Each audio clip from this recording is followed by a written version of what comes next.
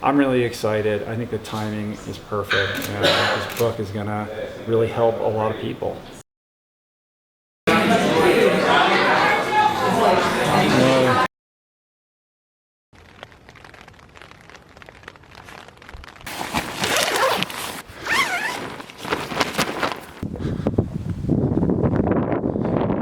Morning.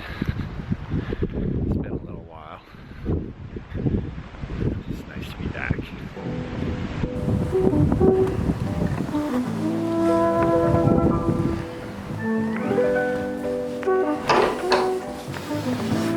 First things first.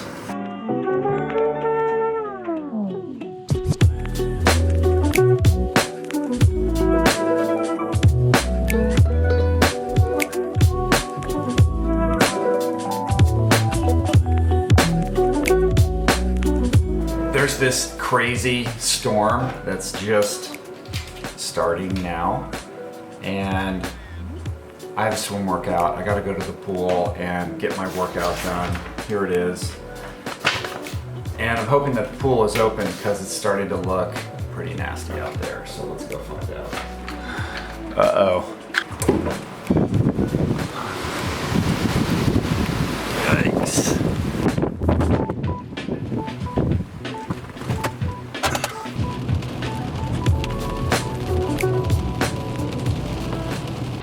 I wonder if anyone's going to be at the pool. It's weird how no one comes to the pool when it's raining out, because you're going to get wet anyway. All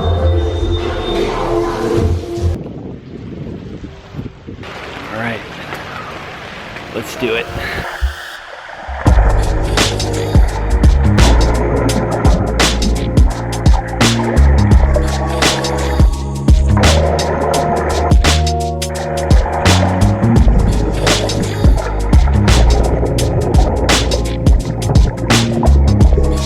Boom, 4,000 in pool done.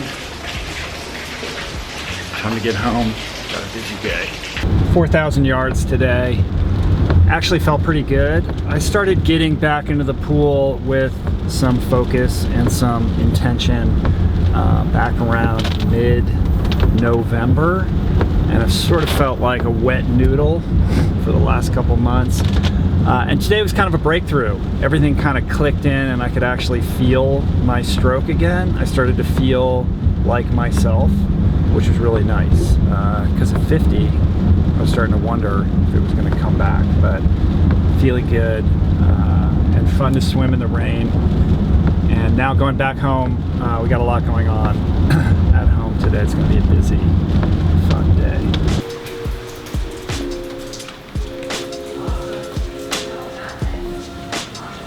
So what setups have you done? They did a portrait of me in front of the wall, and they did a portrait of me playing sitar upstairs. It was beautiful. So we can do a quick one with you right here, and then I think Danny want one of you running up the stairs. So what do you love about this new book? The cheese book? This cheese is nuts? Yeah, I love this. Oh, I think it's going to be an absolute game changer. You know, there are so many people who are interested in the plant-based lifestyle who like the idea of going vegan, but then they'll say, oh, I would do it, but you know, cheese, like I just can't give up cheese. And for whatever reason, cheese has a strong grip, a strong hold on people. And so the idea, you know, behind the book really is to free people from that, you know, from the grips of that dairy clutch, I suppose. And Julie has spent the better part of the last year and a half, 2 years, turning our kitchen into this laboratory to, you know, crack the equation wide open on how to prepare plant-based cheeses that actually taste good and are not hard to make. I'm her #1 taste tester, so I know the quality of what these cheeses are. And it's unbelievable. I think it's going to blow people's minds. And then to be able to teach them how to do it at home, it's like, it's insane. You know, when you taste these, everything from brie to camembert to, you know, these Goudas and goat cheeses, some of them are just completely indistinguishable from their dairy versions, and you can't help but think like, how is it possible that you can make these without dairy? So I'm really excited. I think the timing is perfect, and I think this book is gonna really help a lot of people. Tell me a little bit about her influence in changing your lifestyle to plant-based. She was the influence, actually. And it really began with her journey to healing herself from her cyst. Even though, you know, at the time I was stuffing my face with cheeseburgers and, you know, essentially eating I call it the window diet. Like if you roll down your window in your car and they hand you food, that's what you eat. And I was a junk food addict for a long time. And I was at that time too, but I was able to kind of observe her navigate that whole process and come out the other side. And it was the first time that I'd actually seen somebody really heal themselves with food. And so even though I didn't change my habits right away, that seed was planted. And so when I had my moment on the staircase, when I was finally ready to kind of reckon with that myself, you know, she was my resource. Like I didn't go out and read a bunch of books or watch a bunch of documentaries. I just turned to Julie and I said, now it's, you know, it's time for me to do this. Will you help me? So I think that sort of existential malaise that I was weathering manifested in a lot of these unhealthy lifestyle habits. Like I began to medicate my emotional state through food and lifestyle choices. So the fast food was the, you know, the salve to the emotional distress that I was experiencing because I could no longer use drugs and alcohol, right? So I replaced that. Welcome to sunny Los Angeles. Thanks for dropping in, you guys. Thought I would bring you a little day in the life here.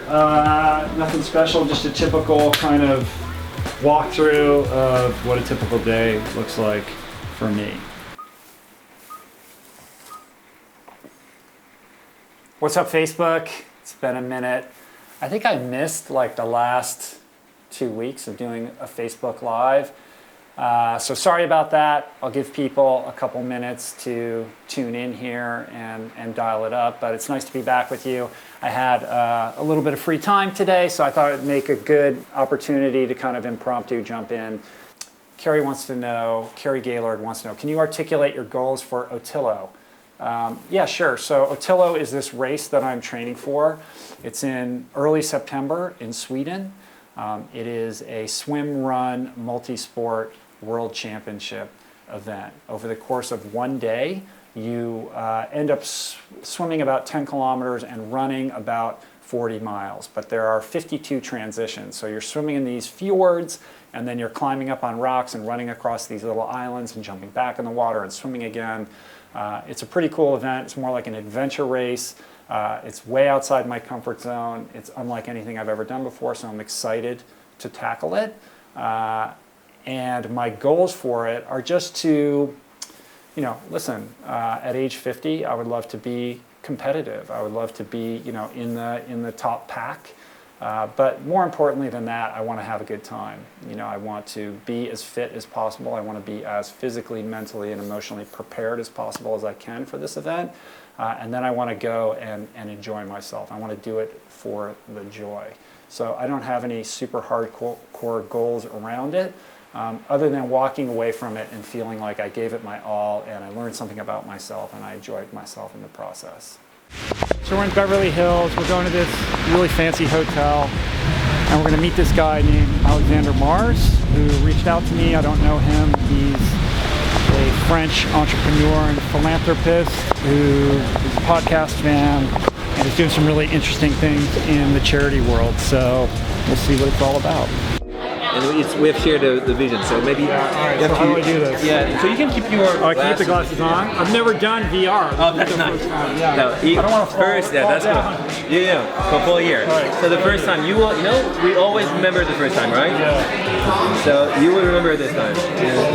So India, you remember this movie, Slumdog Millionaire? Of course. So it's been shot in this, in Mumbai, in this slum called Dharavi, where 1 million people live.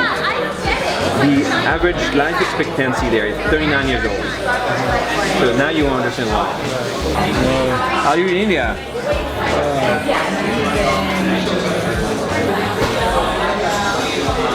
So that was a cool meeting.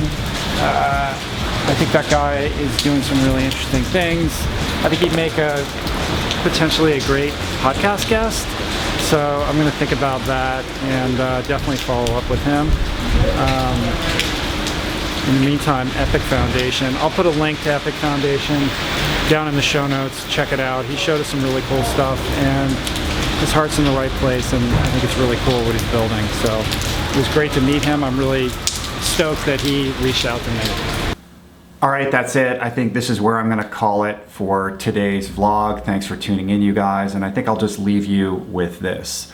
For those of you who have followed me over the last couple years, you know that I made a concerted effort to try to be a little bit of a vlogger on this platform last year, and then the consistency with which I was uploading precipitously fell off a cliff, and then I disappeared from YouTube. Well, I'm back. As you can tell from this video, there was somebody else holding the camera in certain parts throughout this video. That's Michael Gray. I brought him on board to be my collaborative partner on video so that I hopefully can create a sustainable way to continue to produce helpful video content for you guys and be on a schedule where I'm uploading with a lot more regularity and consistency. I've got a lot of ideas and plans and things that I want to do on this platform, including starting to video some of my podcasts. We're building out a studio space for that purpose, doing a little bit more vlogging and subject matter specific videos. So leave a comment below. Let me know what kind of content you would like me to be sharing here. I want to make this work for you, and I want to have these videos be of maximum benefit for you guys and what you're looking for from me. So that's it. No promises on consistency with these vlogs, but it was fun to dip my toe back into this medium, into this platform. It's not the greatest vlog of all time, but at least I'm saying, hey, I'm still here. How you guys doing? And I'll see you guys back here soon. Until then, make it great and stay true.